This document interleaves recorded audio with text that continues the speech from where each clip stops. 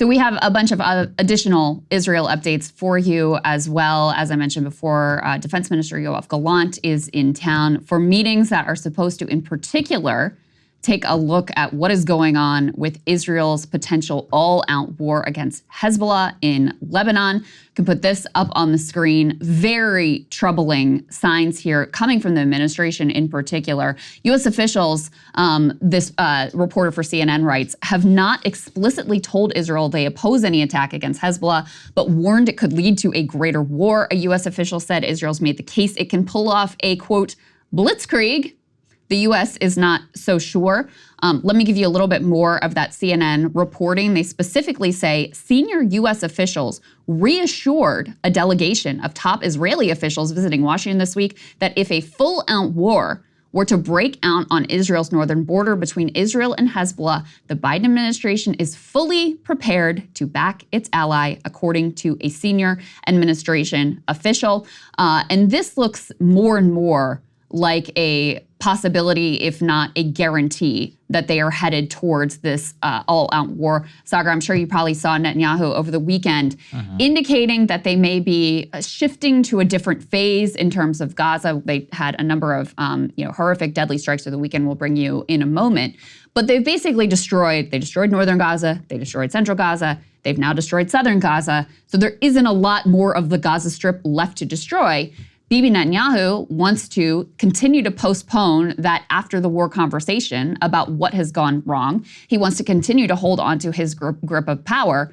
And so in his logic, now starting an all-out war against Hezbollah makes all of the political sense in the world, even as it is incredibly dangerous for Israelis. It's obviously incredibly dangerous for Lebanese civilians, and it's also incredibly dangerous for our troops who are stationed in the region. It's way more dangerous for Israelis than anything that's been happening with Hamas. Let's put this up there, please, on the screen. And it shows, for example, just exactly what they are inviting. So 2 Israelis were already wounded yesterday by anti-tank fire from Lebanon. Netanyahu claiming that the, quote, intense part of Gaza fighting is almost over. But the anti-tank missiles and others have what caused, Krystal, the entire northern part of Israel to be evacuated. And a lot of IDF soldiers have already lost their lives as a result of Hezbollah fire, and they allegedly are not even in a war, right? So this is a much, much stronger group. There's also some fear here about potential, let's say, manufacturing consent, I guess is the best way, to try and draw Israel into the war, making claims about weapons being stored at the Beirut airport. The civilian Beirut airport. Civilian Beirut airport, which means what? Oh, that's a good justification to bomb it. And it's like, well, if we're bombing airports now, cutting off supplies in and out of the country, this just has a significantly bigger potential. Not only do you have Lebanon, by the way, is an actual sovereign state, right? So there's that. Then Hezbollah has got fighters all across of Syria. They have actual connections to Iran. They have much deeper pockets, and it could ignite a full-blown regional war and completely destabilize the entire region. There's another U.S. aircraft carrier heading to replace the USS Eisenhower in the Houthi mission, so there's more firepower that's on its way. I believe it's the USS Theodore Roosevelt. So the U.S. is still prepared in a real threat position for anything to pop off. Yeah, so with regard to that report you're talking about, which people are, really looking at very skeptically, I'm just gonna go, I think it's complete BS. But the Telegraph published this report that Hezbollah has been accumulating large quantities of Iranian weapons, missiles, and bombs at the central civilian airport in Beirut, according to testimony that exposes corruption at the airport. They did not provide any other, it's just anonymous sources, no actual evidence that such a thing is occurring. Also very noteworthy, of course, the timing of this report being published in the Telegraph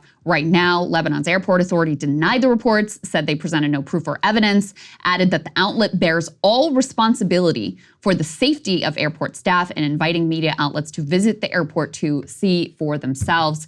And yeah, you could see the way, very easily, the way this could be used as justification for bombing that airport.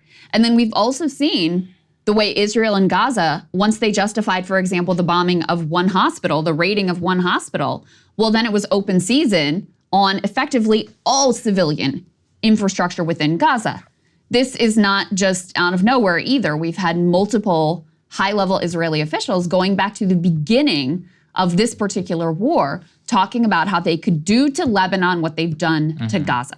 So those threats have been made. They've been made very clearly. By the way, we shouldn't ignore the fact there have already been tit-for-tat attacks between Hezbollah and Israel. You still have the entire population of northern Israel who have been relocated temporarily because of this ongoing fighting. You also had last week, we showed you that drone footage that Hezbollah was able to obtain, seemingly circumventing the Iron Dome defense system in order to record via drone some sensitive sites as effectively, a threat against Israel if they go ahead and escalate the war. There was a quote from the head of Hezbollah saying something like there would be no ceiling, no limit, no rules, nothing out of bounds if we did go to that level. So this is a major, major threat that everyone should be deeply concerned about. And the fact that you don't even have the Biden administration, they say they want to avoid an all-out war, but they're also saying in the same breath, we've got your back if you do it. Like, we know how this plays out. Bibi doesn't care if you're uncomfortable with it. What he might care about is if you actually cut off the weapons, if you actually pulled the diplomatic support. But we know very well that Biden is never going to do that. And, part of the way that Israel has justified all of these assaults on civilians and civilian infrastructure in the Gaza Strip is Hamas uses people as human shields. And you could very much see them using the same rhetoric vis-a-vis Hezbollah, this airport report being a prelude to that. Well, let's talk about human shields, because put this video up on the screen. What you're looking at here is an IDF vehicle that has an injured human being, a Palestinian, who was injured, tied to the hood of this vehicle. By the way, this isn't in Gaza, this is in the West Bank. Using an injured Palestinian here as a literal human shield here on video for everyone to see. So next time they tell you about human shields and they say, oh, this is under investigation, I'm sure they're going to get back to us on that, Saagar. I'm sure we'll hear a lot of accountability for these actions, which are totally out of line with the most moral army in the world's typical actions. They said they will be investigating the incident. Yeah. Yeah, we'll hold our breath on that one. They'll be investigating the incident. At the same time, we've had a number of deadly strikes. We can put this up on the screen in both really throughout the Gaza Strip. This one in particular shows the aftermath of the bombing of an UNRWA aid distribution center. The very last numbers I saw were that at least 8 people were killed in that airstrike. We can put the next one up on the screen, which shows some of the details of an additional Israeli airstrike near Rafah. This actually occurred right in that humanitarian zone where they've been telling people to flee al-Mawasi for months at this point. This article from the AP says the Israeli forces shelled tent camps for displaced Palestinians outside Gaza's southern city of Rafah on Friday, killing at least 25 people and wounding another 50, according to the territory's health officials and emergency workers. Witnesses whose relatives died in one of the bombardments near a Red Cross field hospital north of Rafah told the AP that Israeli forces fired a second volley that killed people who came out of their tents. So there was a first volley, and then when people came out of their tents, where they were displaced in this supposedly safe zone, when they emerged, there was a second volley that then killed those people who came out of their tents. So the horrors in the Gaza Strip continue, and as I mentioned before, these are the sorts of things that they have threatened to unleash also on the Lebanese civilian population. Well, that's the terrifying part. It's just about the explosion, about where things are. Yoav Gallant here, literally in Washington, slowing up traffic this morning, by the way, Mr. Gallant. And he is here to what? Beg for more weapons and to set the ground for the Hezbollah campaign and Bibi's eventual visit here to Washington. So he's here to suss things out and to make sure, smooth things over with the Pentagon, make sure that the delivery schedules continue with ammunition and with all of the other weapons. But it does give us deep insight into how much Israel and its military actually does rely on U.S. resupply. So don't let anybody tell you that we don't have tremendous amounts of leverage. I know everyone knew that intuitively, but when the number one complaint is give us the weapons to finish the job, what does that tell you? It's like, oh, you don't have weapons to finish the job. And I also want to say, it really does erase a lot of Israeli myths and lies. I can tell you when I was over there, they used to brag so much about how self-sufficient they were, about their military, and they're like, you guys have been funding us for all this time, but we've used that money to really invest in ourselves and this and that. And so it's like, you guys can't even go 10 months into a war without getting your hand out for more weapon. What kind of military are you? It's like, look, you're like Ukraine, you know, but allegedly what, you know, some great Silicon Valley startup nation. So that there's a lot of lessons in that too, about what this looks like. And, you know, to the congressman, and we just talked to Congressman Khanna's point about just the level of humiliation at this point is just like at a certain point, don't you just have any shame as a man? Like, it's so astonishing. Biden has done everything that Bibi has wanted him to do. They slow-walked one shipment of 2,000-pound bombs. That's it, okay? And in spite of that, Bibi is clearly trying to undercut him, clearly trying to stab him in the back to keep him from getting reelected, puts on a video in English doing exactly as I described, doubles down on that then in Hebrew as well, and the Biden administration, first we get this report that they rescheduled a meeting because they were so upset. Oh, they rescheduled a meeting. Oh my goodness, wow. But then once that report went out, then they were desperate to walk that back and be like, no, we would never reschedule a meeting. We would never do that. And I promise we're giving them everything that they want whenever they want it. Don't worry about it. Now they're having these meetings with Yoav Gallant, clearly to try to reassure him that, of course, we'll give them all of the weapons they want to continue, you know, bombing civilians and UNRWA aid facilities and displace people in tents, et cetera. It's so pathetic. You think about the interview with Aaron Burnett, where he talked about, you know, Rafah was a red line and that we would, you know, reevaluate weapon shipments if they launch a major invasion into Rafah. Well, guess what? They've been in Rafah for how long now? How many weeks now? How many people have been killed? All those people millions of people who were displaced in Rafah have either had to move or they're being directly bombed. And even when they've gone to the safe zones, they've also been bombed. Not a word about that supposed red line. Then you had the ploy of, we're going to put out the ceasefire proposal that the Israelis had sort of agreed to. Biden's going to give this big speech. He's going to lay out this ceasefire proposal. He's going to really frame it as this came from Israel, and so we're just waiting for Hamas. We just had Bibi come out and rebuke that, walk away from that ceasefire deal that purportedly came from him and say, no, we'll do a partial hostage release, and then we want to go back to war. We don't agree with that.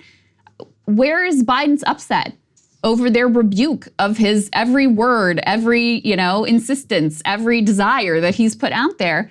Bibi in particular seems to take particular glee in rebuking him directly, undercutting him, and humiliating him. It's horrible for his political prospects, which I don't really care about, but you would think that he would. It's horrible for, you know, Israeli interests even, and the interests of future security for Israelis. And it's obviously outrageously immoral and horrific for the people in Gaza. It's just incredible at this point. And it does go to Saagar also. I mean, this man is just like out of it and incapable of really, you know, having a commanding presence or any sort of commanding policy. He's sort of on autopilot. This is what the autopilot instructions have. And so here we are. Yeah, I actually think that's a huge part of it, is that whenever you're old, it's just, you know, expending energy is difficult. So what do? You go to what is comfortable and you just stick with that. And I think that's a big part of why he even like allows so much of this to happen. I mean, I didn't think I'd ever be in this position, but like even Obama did not take it upstanding when Bibi came to Washington and shit all over his own foreign policy. He really took it. He did not take it well. Reamed Bibi out in private during their meeting. Gave a statement against the Israeli prime minister. His whole White House was geared up for war against the Israelis in the lobby and AIPAC here in Washington, which they did beat. They actually beat them on the Iran deal. Yeah. That doesn't exist this time around at all. And I mean, Obama, it's not like it was great on Israel either. Say he was the best. His big brave moment was what he didn't veto a UN resolution in the Security Council in 2016, right, on his way out. When he was on his way out the door. Yeah. But that does lose sight of the fact that the Iranian nuclear deal, Israel hated that. Yes. And Bibi Netanyahu in particular hated it. And he did accomplish that over AIPAC objections and over the direct objections of the Israelis. Clearly, Biden does not have that in him on any level whatsoever. Yeah, exactly. Hey, if you like that video, hit the like button or leave a comment below. It really helps get the show to more people. And if you'd like to get the full show ad-free and in your inbox every morning, you can sign up at breakingpoints.com. That's right. Get the full show, help support the future of independent media at breakingpoints.com.